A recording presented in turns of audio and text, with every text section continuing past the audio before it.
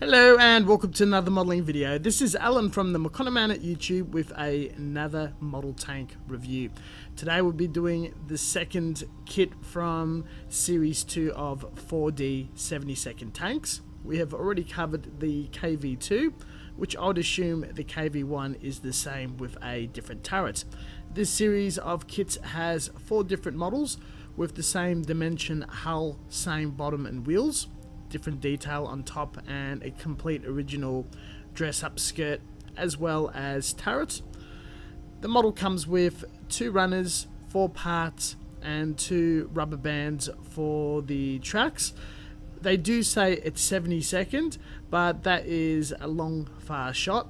These models do retail anywhere between a few dollars to under $10, and they're very cheaply made in China by a government-funded company for the grounds of educational purposes, as covered. You will not necessarily get anywhere near a accurate tank. It's something that's more of a toon tank or a completely new device, but you will get a detailed building model that's probably suitable for kit bashing, scratch building, or children to play with without attempting something far more complicated, multi-part, or easy to burn out on. I find it very favourable for exactly what it is and not what it's trying to depict. You will notice in the thumbnail you've virtually got 3 different tanks with a picture of a Challenger, the box art of whatever kit it's depicting, and the finished product.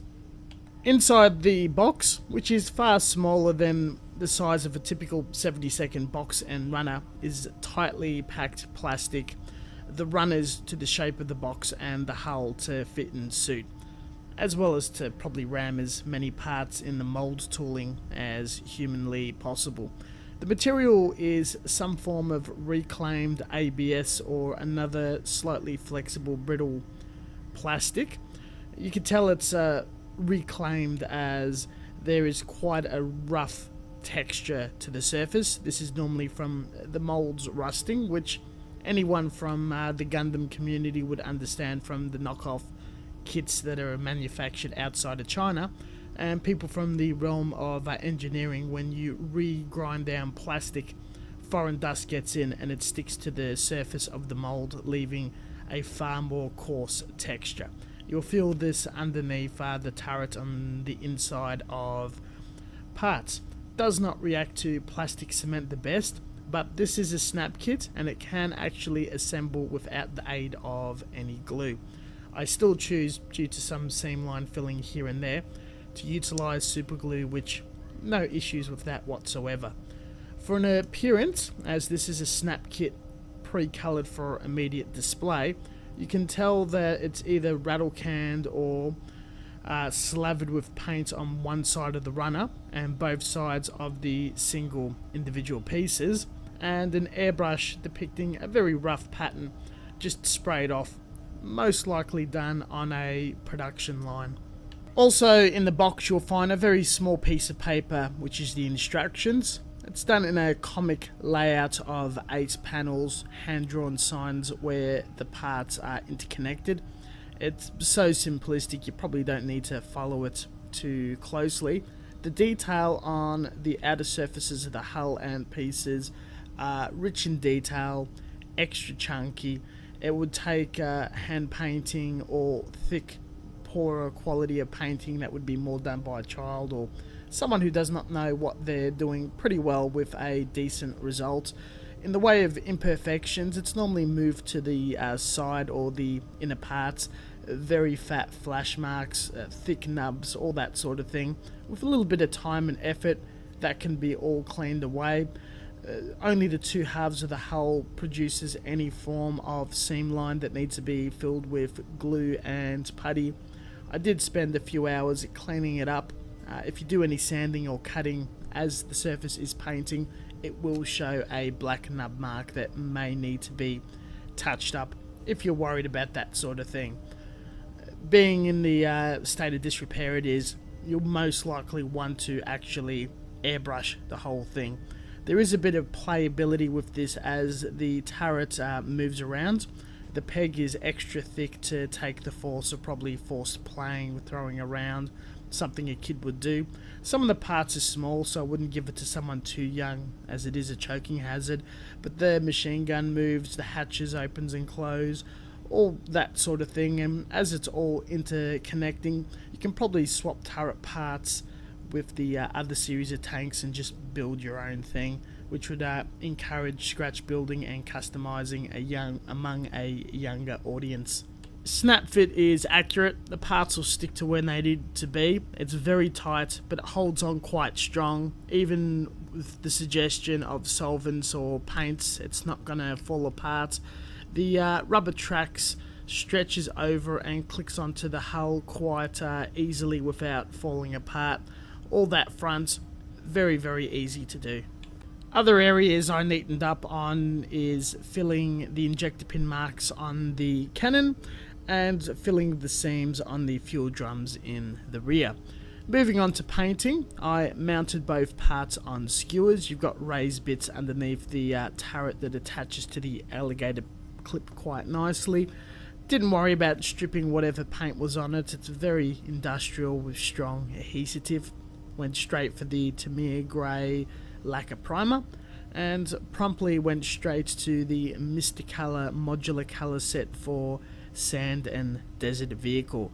Having a bit of a play with shadowing and whatnot, only utilised 3 colours, spraying at the bottom and the sides and building up higher. At the same time as building and painting, I was working on a honing your airbrush skills video, so I'm going to go in great amount of detail and demonstration of modular shading via the airbrush in 0.5mm and utilisation of liquid clear black or clear smoke for shading underneath armour skirts, under turret circular bits, under stowage into top areas. The liquid smoke was also used to darken up the tip of the barrel and any sort of exhaust ports for carbon buildup. Moving on to once the base colour has been achieved, I had a look at some reference material and didn't really want to use any aftermarket decals for a British scheme of the markings and numbers. A quick look on Google shows that there are examples of civilian and smaller country owned Challengers that has no markings, yet still in the sand brown colour, keeping it as is. Moving on to hand painting, the tracks were coloured in burnt iron, which is a nice mix of iron, steel, gunmetal, but tarnished enough from ground use. The machine gun gunmetal, a few other colours like German grey and whatnot for covers in the end of the smoke launchers. Not going into too great detail, just loosely looking at what bits were covered on the box art of a similar tank to this finish. Once all of that dried, everything was top coated with Gaia Note matte, which is a bit satiny and takes to washes quite well.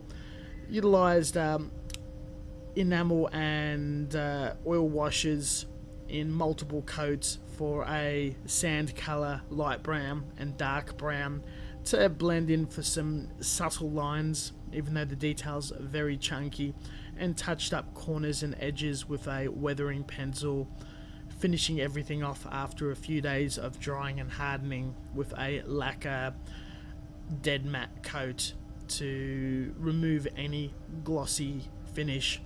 The turret was PVA glued to the hull, and the whole project was called finished at that point. I did not put that much hours. It's sort of experimenting with weathering, filming for a few examples of videos and demonstrations. I can't see myself investing any more than 4 hours in the entirety of the process. Nice bit of filler content to boot.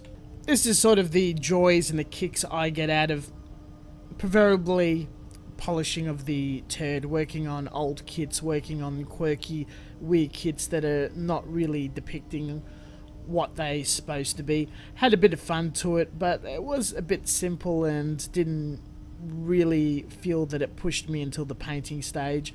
I kind of wanted to chop it up and play with the proportions and change the side armour. There was just too much on my plate to really take a project like this too seriously where I want to be attempting a far more complex kit. And nonetheless, if you know what it is and appreciate it, what it is for what it is, this can be quite a fun project to push in any direction, polish, or try to correct or even perverse and further detail it in a Maschinenkrieger sci-fi fashion. Would definitely recommend giving it to a kit or bulking up your bits box. Thank you very much for watching. As always, until next time, stay tuned for further content.